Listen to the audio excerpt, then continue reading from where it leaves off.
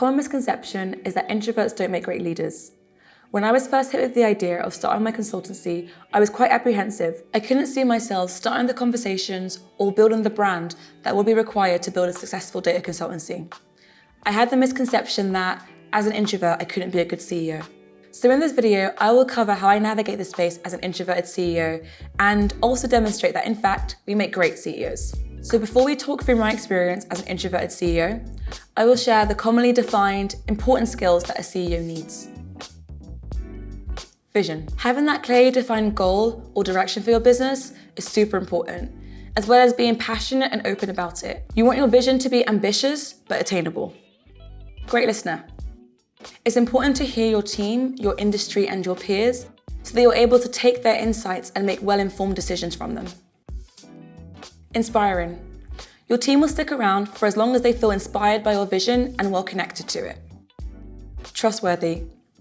Your team will also stick around for as long as they trust that you will do what you say you will do. Likewise, your clients and investors will stick around for as long as they believe that you can deliver on your promises effectively. Adaptability. In all industries, especially data, change is happening all the time, so it's important to be able to absorb these and adapt accordingly. On top of this, your vision may be subject to some shifts in reality. In these situations, it's important to be able to adapt your plan so that your vision is still feasible. You'll notice that none of these skills are exclusive to extroverts or introverts, but the way you demonstrate them might be slightly different. So, my experience. One of the first things I had to accept and acknowledge before doing any other work was that assertiveness is the desirable trait of an extroverted leader, not their extroversion itself. It was also important to know how to build new connections and to be able to speak about my business proactively, forcing myself to have a presence in meetings and at networking events, even though I typically prefer to be a wallflower. And lastly, figuring out how to inspire and lead my team, even though I might not want to hang out too much socially or have lunch together. For example, my team tend to have lunch together, whereas I prefer to eat alone or work through lunch. So in this next section, I'll talk through some things that worked for me. So to start with, we'll talk through how I build connections online. There are three main ways I go about doing this. One of them is to try and connect with people over common interests. This is usually through communities where we're all like-minded. So for example, some of my technical interests like DBT, I connect with people through either Slack about DBT-specific topics, or when it comes to blockchain technologies, that would be via Discord communities I'm in, or if it comes to like climate change, then that's for a climate change group I'm in. The second thing that helps me build connections online is if there's a person or a business I'm interested in that I haven't reached out to before, it can be quite difficult to reach out to them via a cold email or some kind of cold connection. So asking for an introduction from someone in my community who may be better connected to them can be really helpful and ease this process.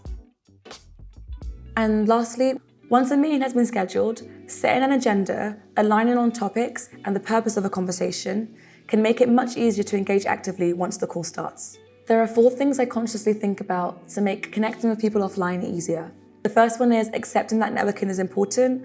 Thus, that means putting myself in these situations, even though they're uncomfortable and against my nature. The second one is that it's usually quite helpful to bring someone along with me when I go to these networking events. It can help me feel less anxious and more comfortable talking with strangers. Number 3, I think it's important to occasionally go to these networking events solo, kind of like exposure therapy. Sometimes I leave straight away, but other times I make it till the end and even make new connections.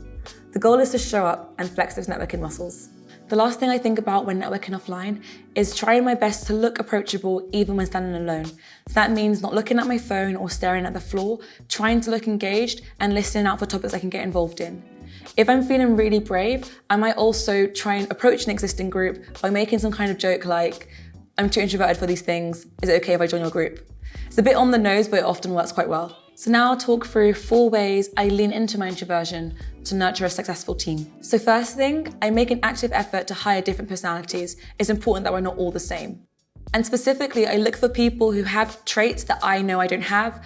For example, people who thrive in social situations or socially bonding with clients. So most recently, we've had a client that we go to their office once a week.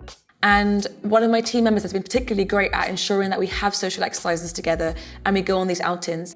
The honest truth is, As an introvert, or even just as myself, I wouldn't be proactive in setting those things up, but this member of my team has been super proactive in this way. The second thing I lean into is my management style, which tends to be quite hands-off. What this means is that I often give the information that's needed to get a task done and then leave people to their devices, providing them with opportunities for hands-on support if they need it, which can create quite an independent and strong team.